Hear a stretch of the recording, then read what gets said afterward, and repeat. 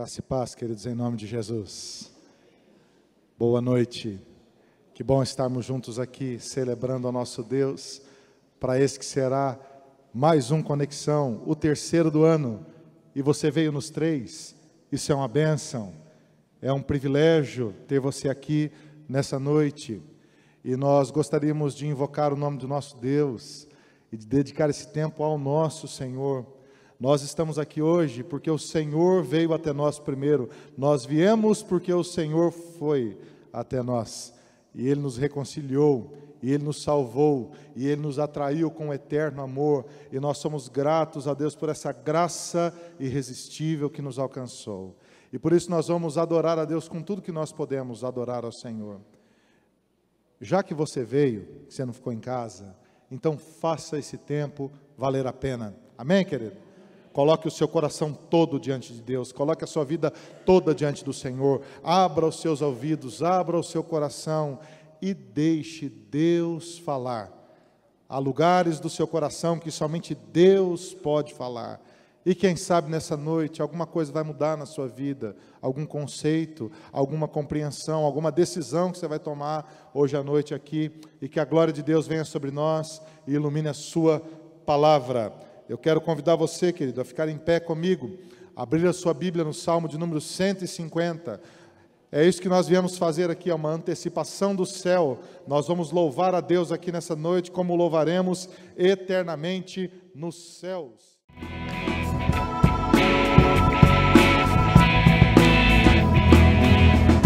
Tu és minha porção, Tu és a minha meu socorro nos dias de tribulação. Mesmo que meus pais me deixem, mesmo que amigos me traiam, eu sei que em teus braços eu encontro salvação. Ainda que a figueira floresça, ainda que a videira não dê o seu fruto, mesmo que não haja alimento nos campos, eu me alegrarei em ti. Ainda que a figueira não floresça, ainda que a videira não dê o seu fruto, mesmo que não haja alimento nos campos, eu me alegrarei em ti. Vamos do começo. O Senhor é a nossa porção, é a nossa herança, é socorro bem presente na tribulação. Nós adoramos ao nome do Senhor, único que é digno.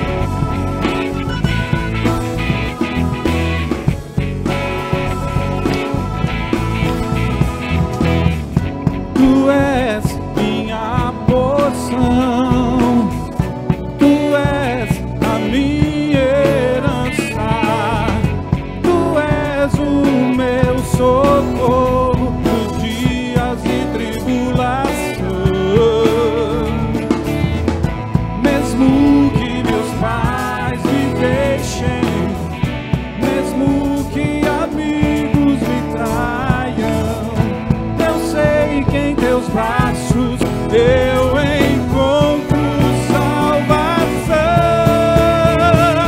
Ainda que a figueira não floresça, ainda que a videira não dê o seu fruto, mesmo que não haja alimento nos campos, eu me alegrarei em ti.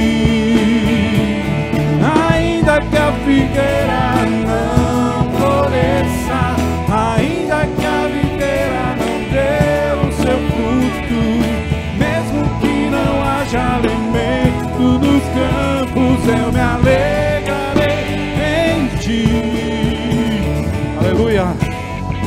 O Senhor é o Deus da provisão. O Senhor é o Deus Todo-Poderoso. O Senhor é o Deus que sustenta o seu povo com sua mão, com seu amor, com sua graça, com sua misericórdia. Portanto, o que nós queremos do Senhor é o teu amor. O que nós queremos do Senhor é a graça do Senhor, mais do que qualquer coisa, mais do que aquilo que o Senhor pode nos dar. Nós queremos ao Senhor pelo que o Senhor é. Amém? Glórias a Deus. Por isso que nós cantamos canções de louvor e adoração a Deus. Por isso que nós devemos cantar de todo o coração ao Senhor. É de coração que nós devemos cantar ao Senhor.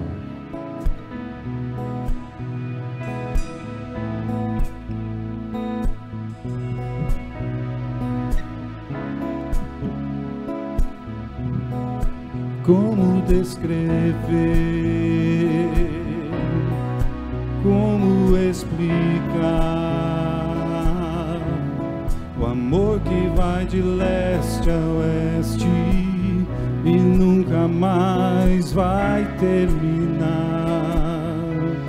Tu me conheces bem e sabes quem eu sou.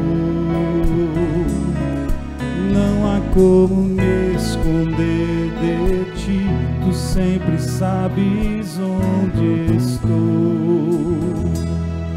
É de coração tudo que eu disser,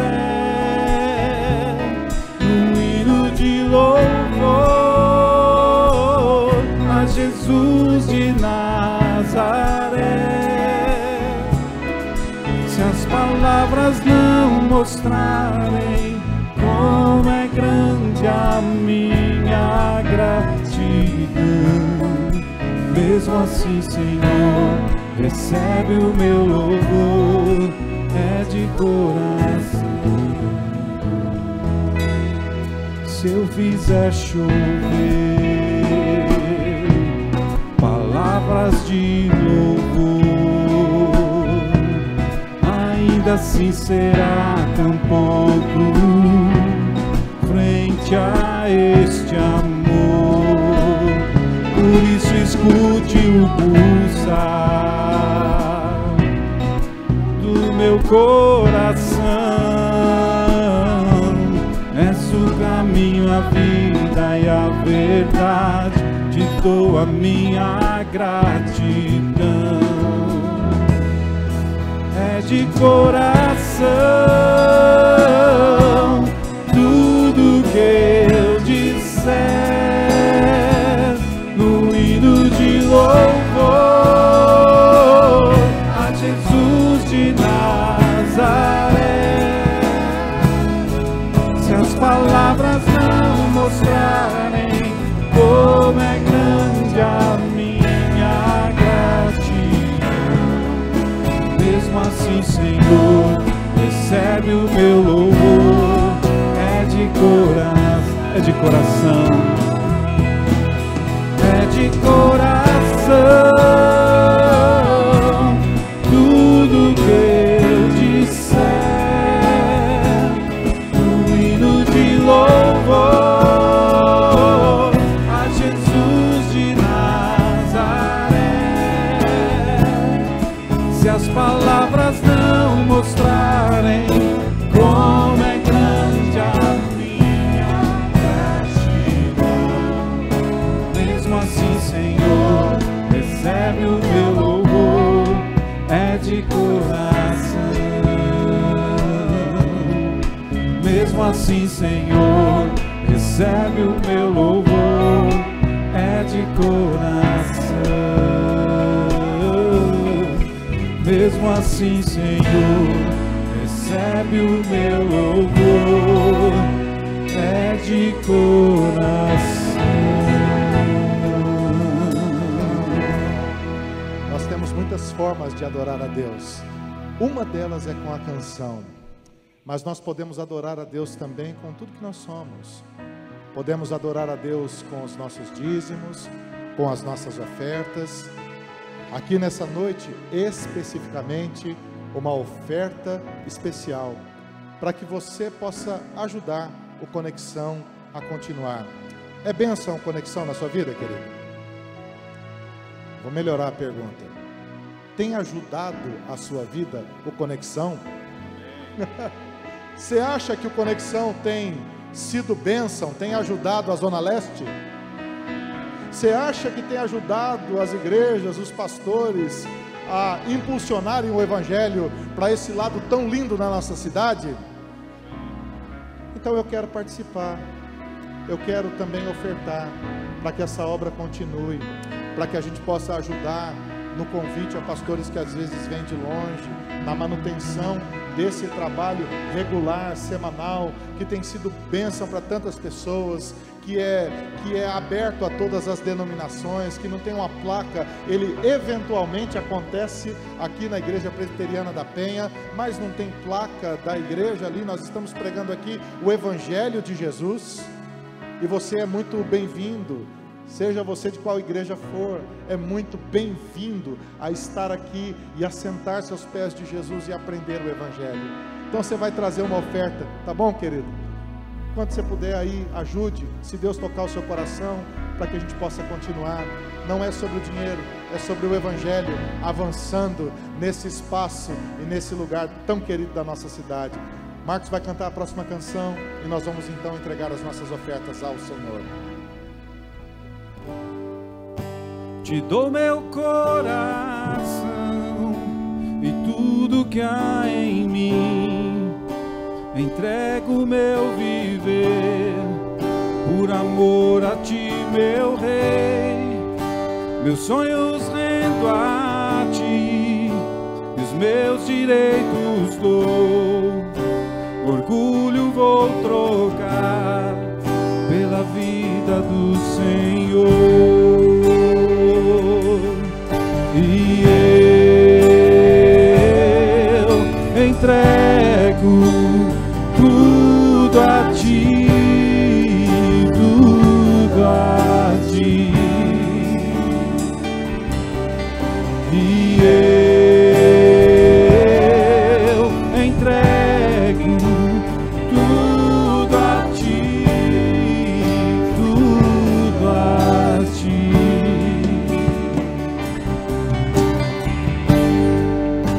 Eu canto esta canção de entrega a ti, Jesus, e o que o mundo dá eu deixo aos pés da cruz, por conhecer a ti e a teu nome dar louvor, sentir tua alegria, partilhando tua dor.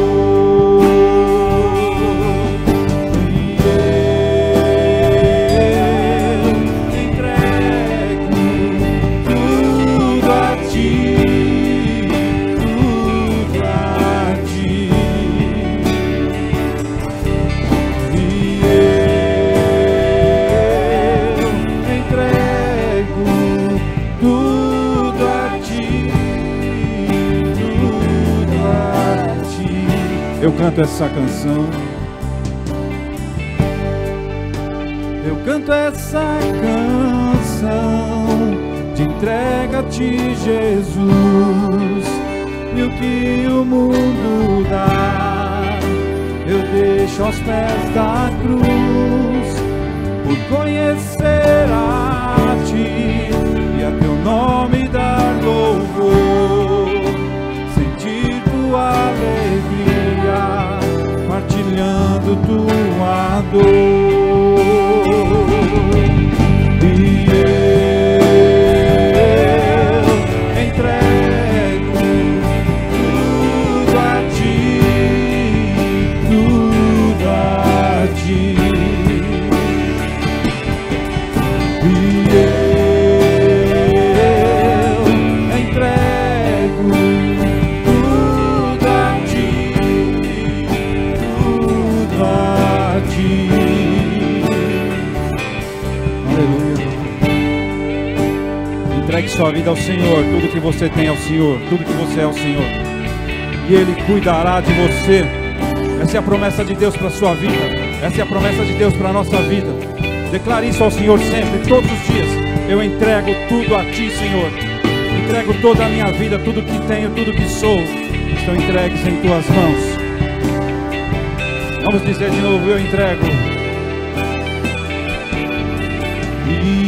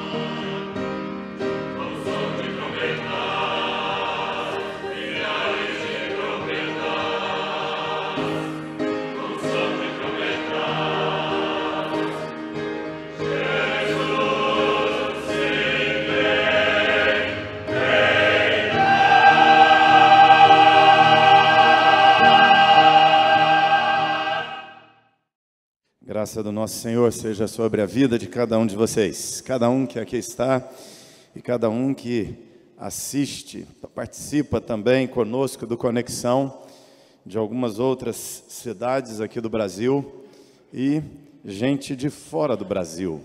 A gente aqui sabe de pessoas conectadas também conosco aqui, conectadas com Deus, de outras nações. Estava olhando aqui há pouco gente da Austrália. Então um abraço lá para a Austrália. Deus abençoe nossos irmãos, a Igreja de Jesus na Austrália. Que Deus use aquele povo tão alegre, que o Evangelho prospere naquela terra. E você aproveita, sempre no Conexão, interceda pela Zona Leste, interceda pelas nações da terra. Que esse Evangelho de Cristo Jesus chegue a cada canto desse planeta, a cada pessoa desse planeta, porque é o Evangelho de Jesus. Não tem outra mensagem, não tem outra palavra pela qual os homens serão salvos, a não ser pelo Evangelho de Jesus. Então, Deus derrame graça sobre cada um que aqui está e cada um que nos acompanha também pela internet e os que acompanharão depois, né, nos compartilhamentos aí. Muitas outras pessoas visualizam também. E você pode ser um multiplicador disso. Duas coisas que você pode fazer. Quando você chegar no Conexão, você pode, pelo Facebook ou WhatsApp, convidar outras pessoas para acessar. E você pode depois também compartilhar. Entra lá no canal, tem ali os íconezinhos, o canal do YouTube, endereço ali do Facebook.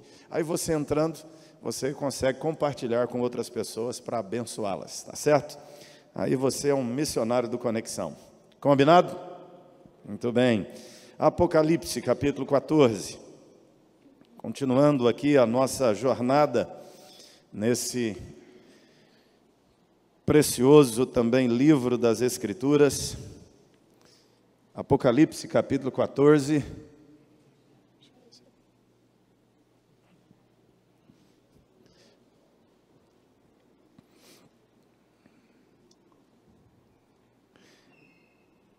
Apocalipse capítulo 14, nós vamos ler o capítulo todo.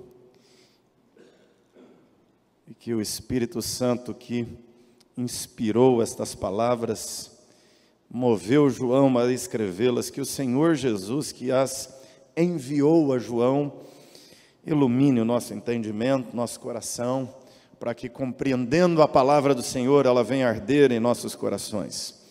Olhei e eis o Cordeiro em pé sobre o monte Sião, e com ele 144.000, tendo na fronte escrito o seu nome e o nome de seu pai. Ouvi uma voz do céu, como voz de muitas águas, como voz de grande trovão. Também a voz que ouvi era como de harpistas, quando tangem a sua harpa. Entoavam um novo cântico diante do trono, diante dos 4 seres viventes e dos anciãos. E ninguém pôde aprender o cântico, senão os 144.000 que foram comprados da terra. São estes os que não se macularam com mulheres, porque são castos. São eles os seguidores do Cordeiro, por onde quer que vá. São os que foram redimidos dentre os homens, primícias para Deus e para o Cordeiro. E não se achou mentira na sua boca, não tem mácula. Vi outro anjo voando pelo meio do céu, tendo um evangelho eterno para pregar aos que se assentam sobre a terra. E a cada nação, tribo, língua e povo, dizendo em grande voz: temei a Deus e dai-lhe glória, pois é chegada a hora do seu juízo. E adorai aquele que fez o céu e a terra, e o mar, e as fontes das águas. Seguiu-se outro anjo, o segundo, dizendo: caiu a grande Babilônia, que tem dado a beber a todas as nações do vinho da fúria da sua prostituição. Seguiu-se a estes outro anjo, o terceiro, dizendo em grande voz: se alguém adora a besta e a sua imagem, e recebe a sua marca na fronte ou sobre a mão, também esse beberá do vinho da cólera de Deus, preparado sem mistura do cálice da sua ira, e será atormentado com fogo e enxofre, diante dos santos anjos e na presença do Cordeiro. A fumaça do seu tormento sobe pelos séculos dos séculos, e não tem descanso algum, nem de dia nem de noite, os adoradores da besta e da sua imagem, e quem quer que receba a marca do seu nome. Aqui está a perseverança dos santos, os que guardam os mandamentos de Deus e a fé em Jesus. Então ouvi uma voz do céu dizendo: bem-aventurados os mortos que desde agora morrem no Senhor, sim, diz o Espírito, para que descansem das suas fadigas, pois as suas obras os acompanham. Olhei e eis uma nuvem branca, e sentado sobre a nuvem um semelhante a filho de homem, tendo na cabeça uma coroa de ouro e na mão uma foice afiada. Outro anjo saiu do santuário, gritando em grande voz para aquele que se achava sentado sobre a nuvem: toma a tua foice e ceifa, pois chegou a hora de ceifar. Chegou a hora de ceifar, visto que a seara da terra já amadureceu. E aquele que estava sentado sobre a nuvem passou a sua foice sobre a terra, e a terra foi ceifada. Então saiu do santuário, que se encontra no céu, outro anjo, tendo ele mesmo também uma foice afiada. Saiu ainda do altar outro anjo, aquele que tem autoridade sobre o fogo, e falou em grande voz ao que tinha a foice afiada, dizendo: toma a tua foice afiada e ajunta os cachos da videira da terra, porquanto as suas uvas estão amadurecidas. Então o anjo passou a sua foice na terra e vindimou a videira da terra e lançou-a no grande lagar da cólera de Deus, da ira de Deus. E o lagar foi pisado fora da cidade, e correu sangue do lagar até aos freios dos cavalos, numa extensão de 1.600 estádios. A visão anterior que João teve, se você não lembra dela, só uma recordada rapidinha. A visão anterior é de dois animais, um com 7 cabeças e 10 chifres que sobe do mar, o outro com 2 chifres que sobe da terra. E vendo estes animais, uma besta que emerge da terra, um animal que emerge da terra, um animal que emerge do mar, João está revelando com isso, está aqui no que é o centro da mensagem de Apocalipse, que trata da batalha espiritual que o cristão enfrenta para ser cristão, da guerra contra estruturas, contra forças espirituais do mal, contra principados e potestades, como disse Paulo em Efésios 6, a partir do versículo 10. João aqui, na sua revelação, na sua visão, ele enxerga o que o diabo fará para perseguir a igreja, para se opor à igreja, para confundir a humanidade. Lá ele diz, são 2 animais, um que reflete a estrutura governamental, esse de 7 cabeças, 10 chifres, que refletem reinos, reis, políticas, economia, manipulação do mercado, todas essas coisas. Um outro animal com 2 chifres, que reflete a falsa crença, a falsa religião, os falsos cristos, os falsos profetas, os falsos rituais religiosos. que são os dois artifícios que o diabo usa para seduzir, enganar e arrastar a humanidade para longe de Deus. Mas no meio dessa visão toda, da ação de Satanás sobre a face da terra, João diz que há um grupo de pessoas na face da terra que estão marcadas na fronte, na mão, e a marca que elas têm, significando a propriedade, significando a influência que está sobre elas, o domínio que está sobre elas, elas estão marcadas pelo que é falso, o falso governo, a falsa crença, a falsa religião, estão marcadas com aquela marca que ele diz que é da besta, e que tantos cristãos falam tanto, você já ouviu por aí muito sobre isso, não é? A marca da besta, já ouviu? Já ouviu até que aquele código de barra dos produtos era a marca da besta? Quando saiu o código de barra, tinha crente que não comprava produto com código de barra, porque tinha a marca da besta no código de barra.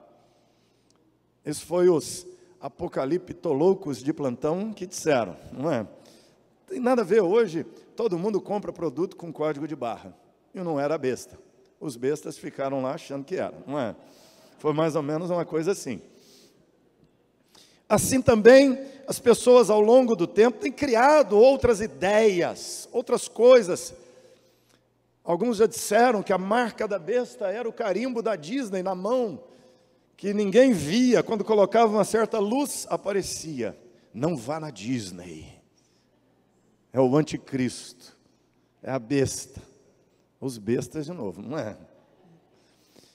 Agora, tem um videozinho na internet dizendo que é o microchip que o Temer, era Dilma, agora é o Temer, vai colocar na mão.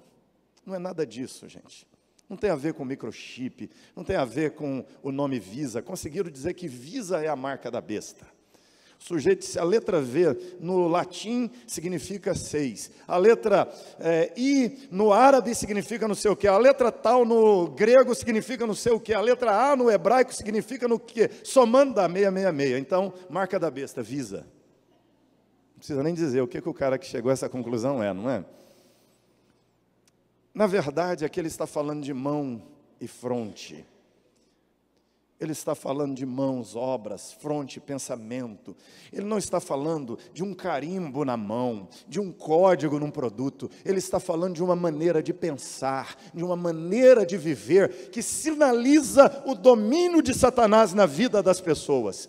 E agora, a visão então contrasta. Apocalipse faz esse contraste o tempo inteiro. Você tem no capítulo 17, uma prostituta que sobe do deserto. Você tem no capítulo 21, uma noiva virgem que desce do céu.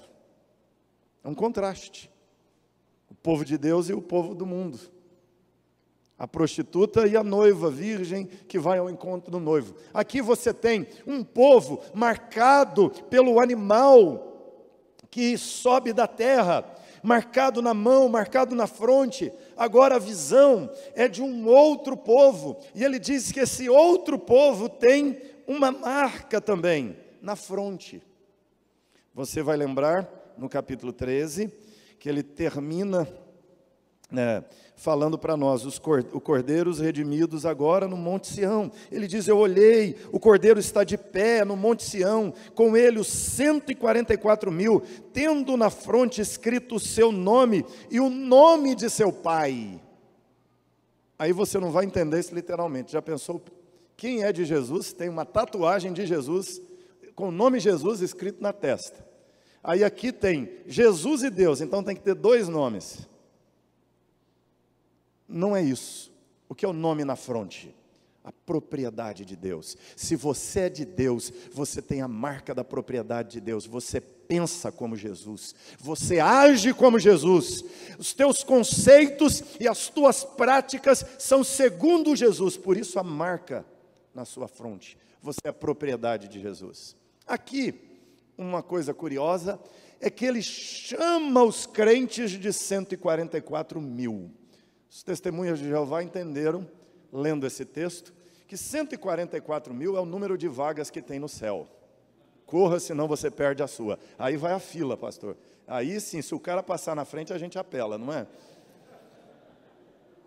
Aí dá para chutar a canela. Para eles, existem 144 mil vagas nos céus. E vão para lá essas 144 mil pessoas. E aí eles fazem uma confusão, porque ao mesmo tempo eles interpretam literalmente o que é figurado. E aí numa hora em que tem que então aplicar a literalidade, eles abandonam a literalidade e vai para o símbolo. Isso é confuso. Essa é uma regra equivocada de interpretação do texto. O texto precisa ser interpretado histórico gramaticalmente. Tem uma história, tem uma conjuntura, tem um contexto, tem uma cultura dentro da qual o texto foi escrito, e o texto precisa ser interpretado na questão gramatical, ou seja, tem uma linguagem na qual está escrito. E a linguagem é apocalíptica, é simbólica. Então ele está dizendo que são 144 mil e ele dá as características. Ele diz que são 144 mil que tem o nome na fronte, que cantam um cântico que ninguém mais sabe cantar, que são castos, que seguem o Cordeiro por onde quer que ele vá, que são redimidos, ou seja, são comprados da terra. A palavra redimido aqui quer dizer comprado no mercado de escravo, comprados da prostituição, são verdadeiros, não falam mentira, são sem mácula, e a palavra mácula aqui é a palavra para o animal oferecido a Deus no altar, ou seja, é perfeito, é sem defeito. Eles são imaculados, são sem defeito, são perfeitos. Aí eles dizem, são 144 mil. Um dia eu estava evangelizando um testemunho de Jeová, e ele não conseguiu me dar umas respostas de algumas perguntas que eu fiz, e ele disse, eu queria que você conhecesse meu líder. Eu fui conhecer o líder dele, tivemos uma boa conversa, ele também se complicou em algumas coisas, e falou assim, olha, nós estamos tendo um evento das Testemunhas de Jeová, e eu queria te levar para conhecer uma pessoa muito especial, que é uma das maiores autoridades no mundo sobre Testemunho de Jeová. Eu disse, que honra conhecer um cara assim, não é? Fui conhecer o sujeito, eles me apresentaram assim, esse é um dos 144 mil. Eu disse, que privilégio. Conheci um dos 144 mil. Primeira pergunta que eu fiz para ele, o senhor é judeu? Ele disse, não. Perdeu a vaga. Segunda pergunta que eu fiz para ele, o senhor é casado? Ele disse, sou. Falei, perdeu 2 vezes a vaga. Porque se você vai entender literalmente, judeu, casto. Sabe o que é casto, não sabe? A não ser que ele casou e a mulher ficou lá. Eu duvido, porque eu perguntei, o senhor tem filhos? Tem. Não foi a cegonha que trouxe. Não, então já era. Percebe que as pessoas acabam distorcendo o significado do texto. Nós precisamos entender que aqui é uma figura um pouquinho diferente do capítulo 21, porque no capítulo 21, a igreja é a noiva, é uma mulher virgem, preparada para o casamento com o seu noivo, que é Cristo Jesus. Aqui é um pouco diferente, aqui ele vai falar do povo de Deus como sendo 144 mil homens virgens, lembra? Apocalipse, número 12, é número do povo de Deus. 144 mil é um múltiplo de 12. É um jeito de falar 12 vezes 12. Dá quanto? Se você não lembra mais como calcula, pega o celular e faz a conta na calculadora, não é? 144 mil. 12 mil vezes 12 mil, 144 mil. 12 vezes 12, 144. Ou seja, a figura é só esta. O que é 144 mil? 12 mil vezes 12 mil, 12 mil de cada tribo, ou seja, o total do povo de Deus, que são 144 mil, o povo de Deus. Para você entender isso aqui, é simples. Ele está dizendo 144 mil, e aí ele compara o povo de Deus com homens castos, virgens. Por quê? A questão aqui, gente, é que ele toma um tipo de pecado pelo todo dos pecados. E, na verdade, ele fala de 3 tipos. Ele diz, a castidade, não falar mentira e ser imaculado. Estar dentro das especificações para ser oferecido como culto a Deus no altar. Mas aí ele vai acrescentar, ele diz, eles seguem o Cordeiro. São seguidores de Jesus. Ele vai dizer, são comprados da escravidão. Aí é interessante, são castos, e são comprados, e o redimidos aqui é comprados da prostituição até. Como são castos se foram comprados de lá? Porque eles foram lavados no sangue do Cordeiro.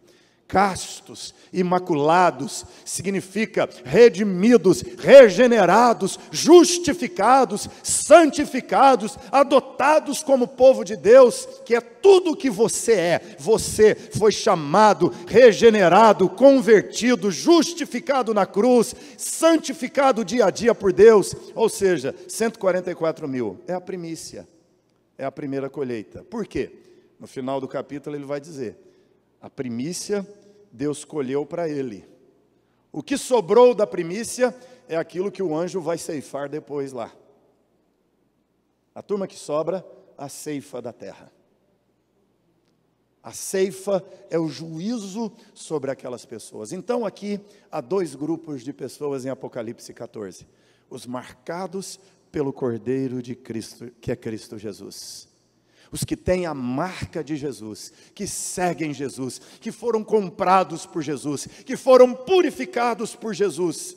E aqueles que não foram, que têm a marca da besta, que adoram a besta, que servem ao animal que sobe da terra, que sobe do mar. Tem dois grupos de pessoas. É uma figura simples, não é? Hoje você olha para o mundo, o que você vê? Dois grupos de pessoas, não é?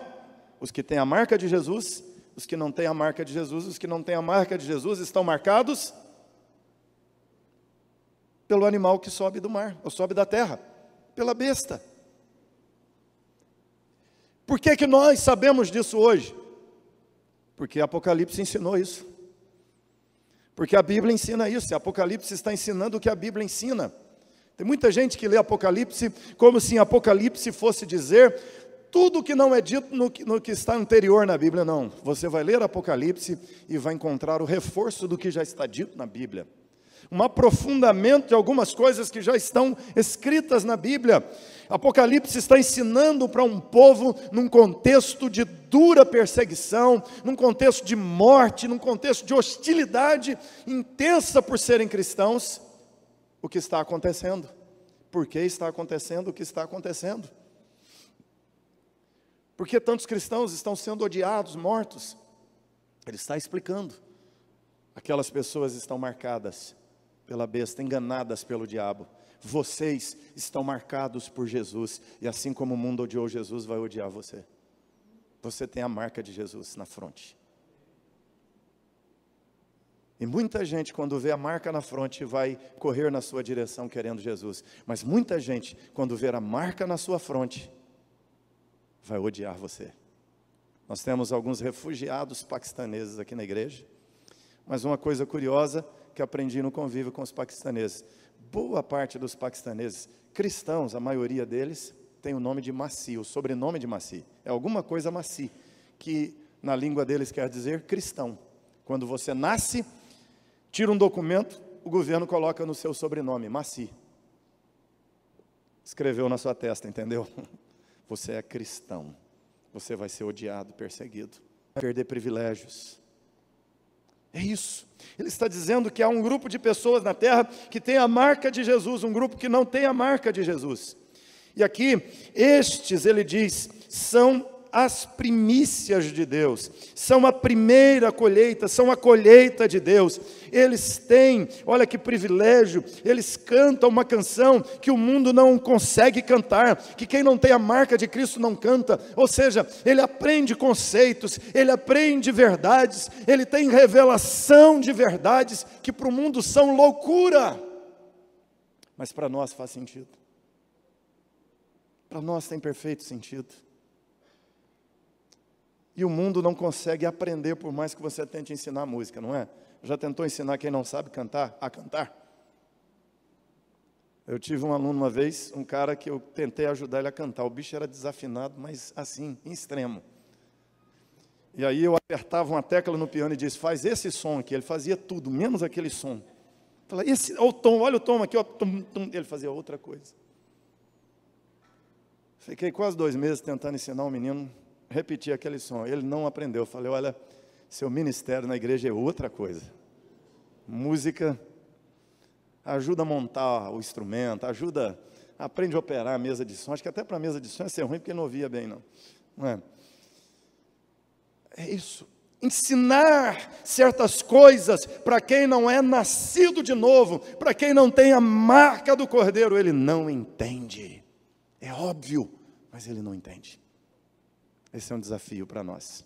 Mas, depois de falar dos 144 mil, depois de dizer, contrastando com aquele outro grupo lá, que segue os dois animais, que é o governo governado por Satanás, a religião governada por Satanás, são estes os dois animais, a besta 1, a besta 2 que ele vê, aqui sai da terra do mar, as duas significam isso. Agora ele vê então no Monte Sião, que é o lugar do templo, o lugar da adoração, o lugar do culto a Deus, aqueles que seguem o Cordeiro por onde quer que ele vá. Você segue o Cordeiro por onde quer que ele vá? Está disposto a seguir o Cordeiro? Então você é a primícia de Deus, você é a colheita de Deus na face da terra. Aí ele vai então para 4 vozes. Tem 4 vozes aqui no texto. E ele vai falar na sequência então de cada uma delas. A primeira voz ele diz que ele vê um anjo no céu. E esse anjo tem um evangelho eterno para pregar. Tem uma voz, uma grande voz, que ecoa do céu, dizendo: temei a Deus, dai-lhe glória, pois é chegada a hora do seu juízo. Adorai aquele que fez o céu e a terra, e o mar e as fontes das águas. Preste atenção aqui, é muito importante para nós entender o contraste. De onde vem a voz? De onde vem? Por que a voz vem do céu? Porque tem muitas vozes na terra. Está cheio de vozes falando com você o que não é verdade, o que não é de Deus. Está cheio de vozes dos homens, está cheio de vozes do diabo na face da terra. Paulo, escrevendo a Timóteo, disse que algumas pessoas seguiriam a ensinos de demônios, ensinando a abstinência de alimentos, proibindo o casamento. Paulo disse que aquilo não era ensino de homens, era ensino de demônios, ou seja, há doutrinas, há livros por aí que são inspirados por demônios. Preste atenção, há filmes ensinando mensagens de demônios, há séries que influenciam tanto a nossa nova geração, que por detrás existe um homem maligno manipulado por Satanás para colocar aquelas ideias ali e veicular, para que você pense como o diabo quer, marcando a fronte das pessoas, para que elas façam o que ele quer, marcando as mãos dessas pessoas. Há vozes, há mensagens, há conceitos, há ideias da terra. E o que pode nos salvar desses enganos? A voz que vem do céu. Vozes que vêm do céu. Vozes que vêm de Deus. A revelação que vem de Deus. Nós, seres humanos, nos perdemos na queda e só encontramos Deus por revelação de Deus a nós. E Deus, e uma voz do céu anuncia. A primeira voz que aparece é a voz do Evangelho.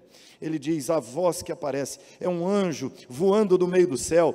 E aqui a ideia de voando, é voando velozmente, é voando com rapidez, apontando que a proclamação do Evangelho é urgente. O mundo precisa desesperadamente do Evangelho de Jesus, porque as vozes malignas estão aí, enganando pessoas. Milhões, multidões sendo arrastadas, governos, pensadores, artistas, políticos, religiosos sendo arrastados pelas vozes enganadoras. Mas tem uma voz do céu, a voz do Evangelho ecoando sobre a face da terra.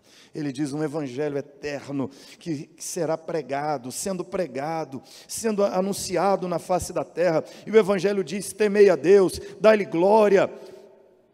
Olha como ele sintetiza o Evangelho em 2 coisas. Primeira, temei a Deus. Segunda, dai glória. 2 coisas para ser cristão: ter temor de Deus e adorá-lo. Não é simples? Ter temor e adorá-lo. Tem muita gente que adora, mas não tem temor. Ter temor vai levar à adoração. Por isso ele começa com temei a Deus e dá-lhe glória. Muitos estão tentando adorá-lo sem temê-lo, mas não é possível. A mensagem do Evangelho é: temei a Deus, obedeça, se encurve diante dEle, aceite a lei dEle, molde a sua vida a Ele, a lei dEle, e dê glória a Ele. Adore-o, cultue-o, sirva-o. Essa é a chamada, esse é o convite que nós temos para o nosso vizinho, esse é o convite que nós temos para nosso bairro, esse é o convite que nós temos para São Paulo, esse é o convite que temos para o Brasil e para as nações da terra. Nós estamos aqui, amados, para seguir e obedecer essa voz e dizer: São Paulo, temei a Deus e dai-lhe glória, para dizer: Brasil, temei a Deus e dai-lhe glória, para dizer a cada nação da terra: temei a Deus e dai-lhe glória. Esse é o Evangelho que temos, esse Evangelho poderoso. E é extraordinário, amados, o que ele está dizendo aqui, mostrando a nós, que conquanto no mundo haja vozes de trevas, vozes de pecado, de mentira, de engano, essas vozes não prevalecerão contra o Evangelho. O Evangelho será pregado, como disse Jesus, a todas as nações da terra. O Evangelho será pregado. Nada, absolutamente nada pode impedir o Evangelho de ser pregado. Coreia do Norte é o país mais fechado do mundo para o Evangelho.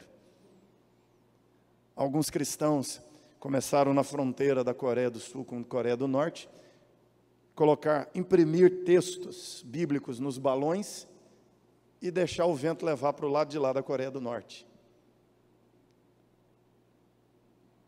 O governo coreano ficou sabendo disso, colocou um monte de soldado de plantão na fronteira para recolher os balões, para derrubar, quando eles caírem, recolher os balões, para que o povo não pegue a Bíblia. Moral da história: o maior índice de conversão na Coreia está entre os soldados do Kim Jong. Entendeu? É a voz do Evangelho, ela vai, é uma voz do céu, e a terra não pode impedir o céu, a terra não pode calar a voz do Evangelho de Cristo Jesus. É o Evangelho eterno que está sendo pregado, não é uma mensagem circunstancial, não é uma mensagem de uma cultura local, não é uma mensagem de um contexto específico, é o Evangelho da eternidade, maior do que o tempo e a terra, e será pregado em toda a terra. A voz do Evangelho vem, ecoa, ele será pregado. A segunda voz que ecoa é a voz do juízo. Tem a voz do Evangelho. A voz do Evangelho é uma voz de convite. Ele está convidando, está chamando. Venha, temei. Agora é a voz de juízo, quando o convite não é atendido. Para aqueles que não atenderão o convite, o que lhes aguarda é o juízo. Ele diz, na sequência, que ele vê outro anjo voando no meio dos... Ele vê outro anjo, o segundo, dizendo: caiu, caiu, a grande Babilônia, que tem dado a beber a todas as nações do vinho da fúria da sua prostituição. Ela caiu. Aqui é o pronunciamento da sentença. Cristãos protestantes, ao longo dos anos, aprenderam a interpretar Babilônia como Roma. Que a Babilônia, Igreja Católica, simplória essa interpretação. Porque quando nós dizemos que Roma é a Babilônia, nós esquecemos de Meca. Nós esquecemos do budismo. Nós esquecemos do hinduísmo. E aí o mal do mundo é o catolicismo para alguns protestantes. Não, não é isso. Apocalipse, quando fala Babilônia, ele não está pensando em Roma. Ele está pensando em Roma, cidade de Roma, governo romano, daquele contexto, daquela conjuntura. Mas muito mais do que Roma, ele está pensando na sociedade pagã, ele está pensando na sociedade não convertida, ele está pensando nas cidades, nas nações, dos marcados com a marca da besta. Ele está dizendo, falando de um arranjo social, de uma cultura, de um modo de vida, de um conjunto de crenças religiosas, de uma ordem de vários governos, que forma uma sociedade que não é a cidade de Deus, que não é o povo de Deus, é a humanidade organizada como humanidade fora do governo de Deus, não submissa ao governo de Deus. Assim como Roma estava governada por falsos deuses, demônios e governantes ímpios, ele está dizendo, a sociedade humana, sem a marca de Jesus, está toda assim. E aí então ele chama essa sociedade humana inteira de Babilônia, reportando à nação babilônica antiga, governada por Nabucodonosor, governando os homens para longe de Deus. E aqui falando dessa sociedade, chamando essa sociedade de Babilônia, essa construção, esse arranjo de Babilônia, Deus envia uma voz do céu pronunciando um juízo sobre essa sociedade. E a pronúncia do juízo sobre ela é: caiu. No grego não tem sinal de exclamação. Quando algo vai ser exclamado, então repete: caiu, caiu, caiu. Essa sociedade caiu. Caiu quer dizer, ela vai passar. Ela vai acabar. Ela vai falir. Ela está julgada. Ela está condenada. E agora, eu quero que você preste bastante atenção nisso. Porque nós estamos aqui, estamos nesse mundo, mas diz a Escritura, não somos desse mundo, não mais. Somos peregrinos, somos forasteiros nessa face da terra. Mas muitos estão brigando, muitos cristãos estão lutando por cidadania terrena, porque a cabeça deles é do mundo, porque o comportamento deles é do mundo. Mas você foi chamado para pertencer à nova Jerusalém que desce do céu, não à Babilônia que sobe da terra. Não é fácil. Não é fácil ser crente em Babilônia. Você lembra? Mesaque, Sadraque, Abednego, Ananias, Azarias e Misael, e Daniel, a quem foi dado o nome de Belsazar depois. Por que foi dado um nome diferente a eles? Mudar o nome era mudar a identidade deles. É isso que Babilônia vai tentar fazer com você o tempo inteiro. Mudar sua identidade, mudar o seu ser, mudar a sua cabeça, marcar sua mão, marcar sua mente.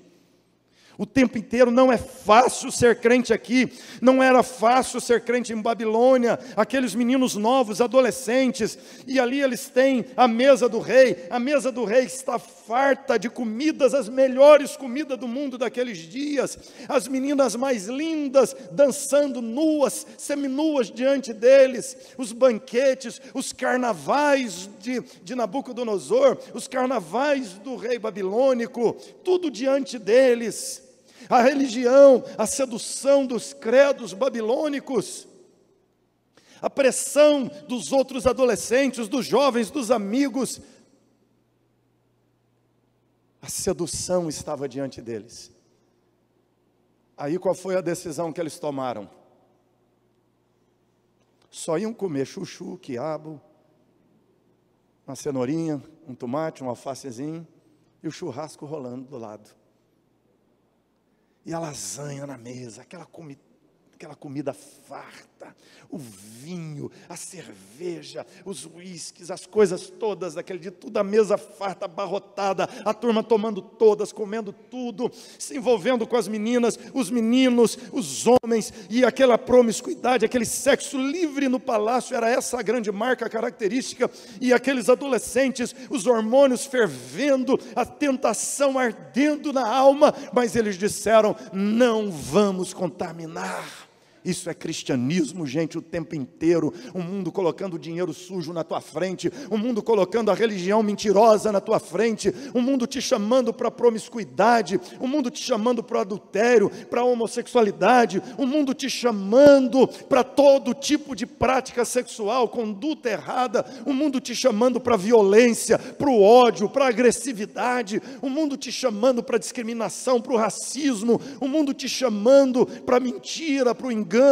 o tempo inteiro seduzindo, dando a você vantagens de se comportar dessa forma. Mas se você é de Cristo Jesus, você sabe que essa Babilônia caiu e você não faz parte dela.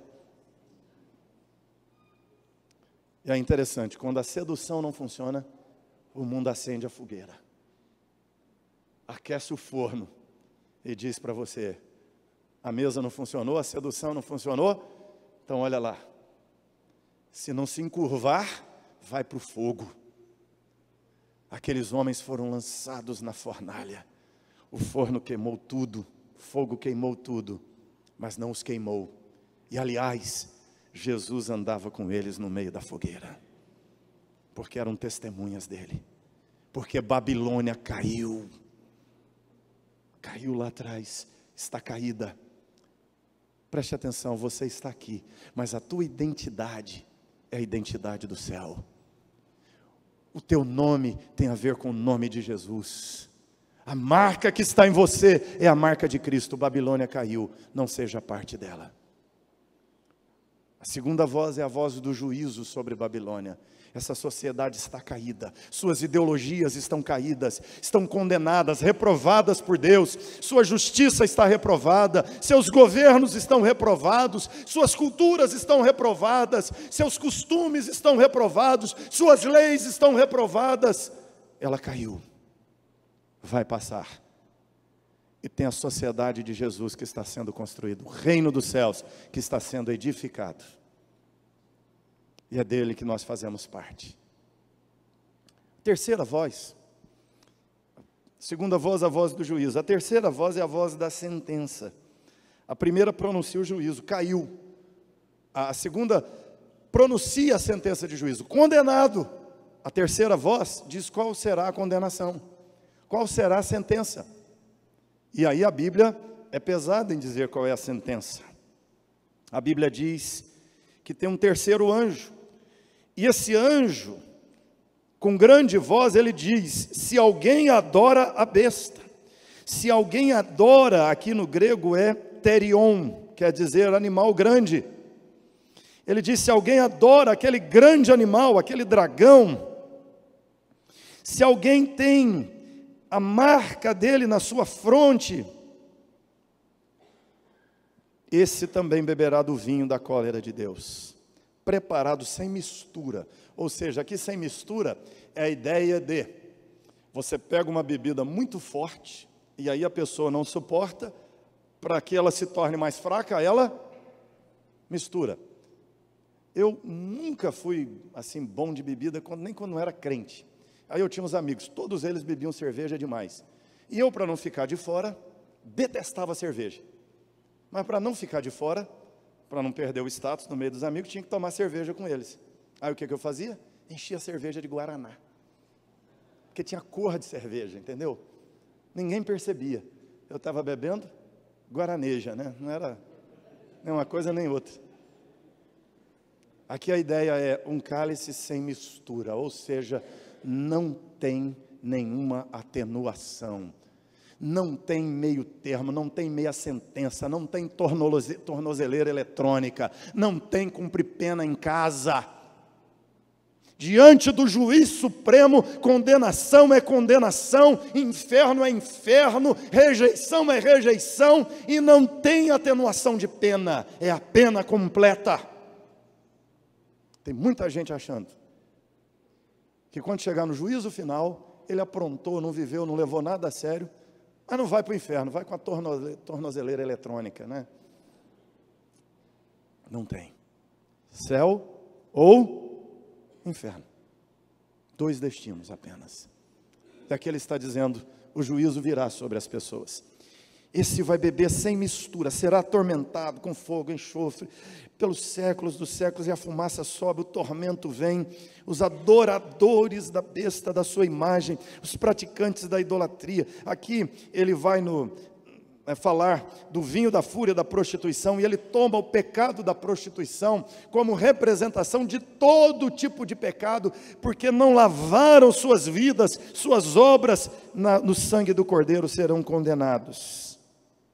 E a sentença é irreversível, inflexível, certa. E ele diz: aqui está a perseverança dos santos, os que guardam os mandamentos de Deus e a fé em Jesus. Essa é a única forma da ira de Deus não cair sobre você.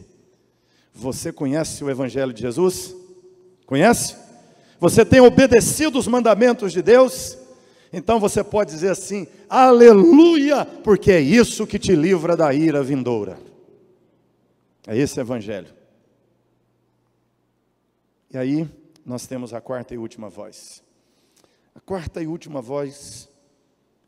Agora você tem a voz do Evangelho, a voz do juízo, a voz da sentença, que é essa condenação sem exceção. O castigo é esse: inferno, fogo e enxofre. A quarta voz é a voz da esperança, é a voz da ceifa. A ceifa. E aqui ele usa duas figuras de ceifa. A primeira é esta que está do 14, aqui os versículos 14, 15 e 16. E depois a segunda figura de ceifa, que é a outra, 17, 18, 19. E são duas colheitas. A primeira é a colheita do trigo. Ele diz: olha lá, já está maduro, já é hora de colher.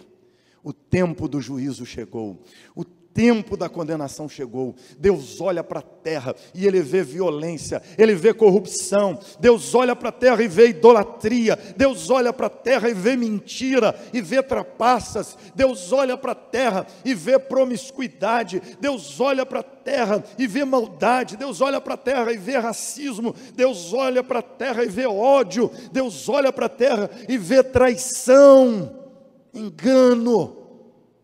Então ele diz: está madura, é hora de colher.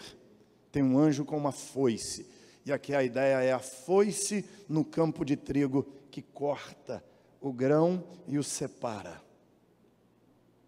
E a outra figura é da colheita de uvas.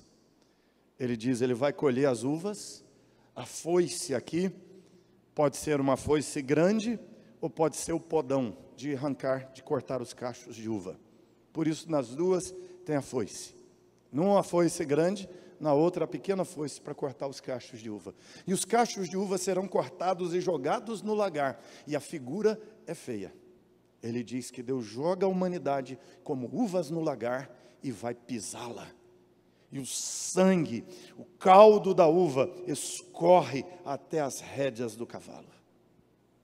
Uma cena drástica, que muita gente não leva a sério.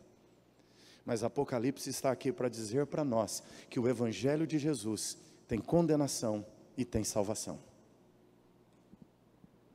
Mas por quê que aqui nós estamos chamando de esperança, quando ele está dizendo que foi feita a colheita? É porque na colheita você está entre os 144 mil da primeira colheita. Você foi separado antes da ceifa, para estar na glória eternamente com Cristo Jesus. Se você é crente, se você é seguidor do Cordeiro por onde quer que ele vá, se você é aquele que guarda os mandamentos de Deus, se você, ainda que sofra perseguição, ainda que lute todos os dias contra as inclinações da carne, se você é daqueles que o tempo inteiro está aqui lutando contra as oportunidades de adultério, contra as inclinações para a homossexualidade, está lutando contra as inclinações para a violência, está inclinando ou está lutando contra as inclinações inclinações para o ódio, para a amargura o tempo inteiro, lutando contra as inclinações para o feitiço, para o engano, para a idolatria, é porque a marca de Cristo está em você, e você não quer ser Babilônia, você quer ser Jerusalém, e se você é Jerusalém, você é primícia de Deus, colhida por Ele, separado da ceifa, para que na ceifa não seja condenado com os mais. E glória a Cristo Jesus, porque você tem o alto privilégio de conhecer essa música que o mundo não consegue aprender. Essa é a música que os marcados por Jesus cantam. O mundo não consegue entendê-la, mas você conseguiu. O coral conseguiu. Conseguiram entender a música? É essa canção que nós cantamos. É nesse tom, é nessa métrica, é nesse ritmo que nós cantamos. Essa é a nossa canção, a canção dos redimidos, a canção dos escolhidos, a canção dos salvos, a canção dos comprados, a canção não daqueles que são perfeitos em si, melhores que os outros, daqueles que se quebrantaram, viram sua imperfeição e seu pecado, correram para a cruz de Cristo Jesus, e na cruz de Cristo foram feitos imaculados, comprados do mercado de escravos, sujos, prostitutos, prostitutas, imundos, mas agora lavados no sangue do Cordeiro e carimbados por Jesus, propriedade exclusiva de Jesus. Aleluia! Glória a Deus. Você pode ficar de pé, erguer suas mãos para os céus e adorar a Deus por isso, glorificar a Deus por isso, entendendo o privilégio e a responsabilidade. O privilégio de ser marcado por Cristo Jesus, a responsabilidade de ecoar a voz do Evangelho diante daqueles que ainda estão perdidos, de cantar a canção dos redimidos para aqueles que não podem entendê-la, mas a alguns Deus vai abrir os sentidos, eles vão entender e cantar conosco, pela esperança de que outros aprendam a canção e cantem conosco. Nós vamos cantar para o mundo. Você pode, faz uma oração sua assim: Deus, muito obrigado porque eu entendo esse Evangelho. Muito obrigado porque eu posso crer nesse Evangelho. Muito obrigado porque o Senhor me colocou do lado dos que têm que pregar esse Evangelho eterno. E é urgente, um anjo voando, correndo, é urgente. É para ontem a mensagem, é para hoje a mensagem. Os povos precisam ouvir, as nações precisam ouvir, teus vizinhos precisam ouvir, as pessoas precisam aprender essa canção, porque ela é a canção dos redimidos. Ó Senhor, de coração nós oramos em nome de Jesus, dando honra, glória e louvor a Ti, porque, Pai, fomos comprados para ser dos escolhidos, da primeira ceifa, das primícias, da colheita separada, porque o Senhor nos livrou da ceifa do final. Oh Deus, obrigado por esse Evangelho glorioso de Jesus. Oh Deus, obrigado pelos privilégios que o Senhor nos dá, pela graça. Louvado seja o Teu nome. Glórias a Cristo Jesus, nosso Senhor e Salvador. Amém. Amém.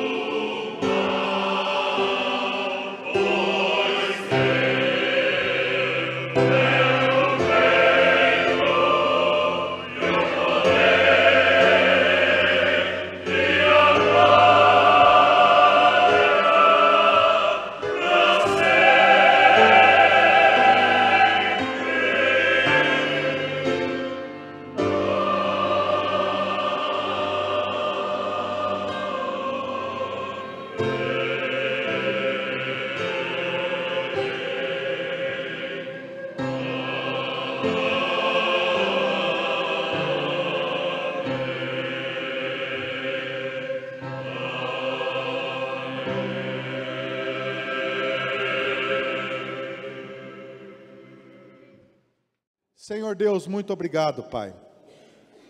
Muito obrigado porque o Senhor nos trouxe até aqui, Senhor, para que nós fôssemos edificados por uma palavra tão profunda, Senhor. Uma palavra que trouxe ao mesmo tempo o peso do teu juízo, de uma definição profunda, da separação entre o joio e o trigo, Senhor. E que ao mesmo tempo trouxe esperança para o nosso coração, de que não é o nosso esforço, de que não é aquilo que nós fazemos, mas é aquilo que Cristo fez por nós. Nós somos lavoura de Deus, somos colheita do Senhor, e essa voz de esperança ecoa no nosso coração, nos chamando de filhos de Deus, ó Pai, noiva santa e imaculada do Senhor, que eternamente celebrará as bodas do Cordeiro diante da Tua presença, Senhor. Que essa palavra possa trazer esperança para o nosso coração, de que nós não somos órfãos, de que nós não estamos perdidos, que fomos encontrados em Cristo Jesus, ó Pai, e nos fortaleça essa semana para a glória do Teu nome. Que o Senhor fortaleça este culto, conexão, Senhor. Abençoe estes pastores que estarão ensinando em fevereiro e março, Senhor, que seja um impacto para a Zona Leste, Senhor, que muitas pessoas possam vir, ó Pai, e que nós vejamos a Tua glória fluir deste púlpito, neste lugar, e alcançar os corações que estão aqui, que estão na internet, que estão em todos os lugares do mundo, e que o Senhor abençoe, Senhor, a Zona Leste, a Penha, e a partir da Penha, o Senhor abençoe toda a terra, para a glória do Teu nome, Senhor.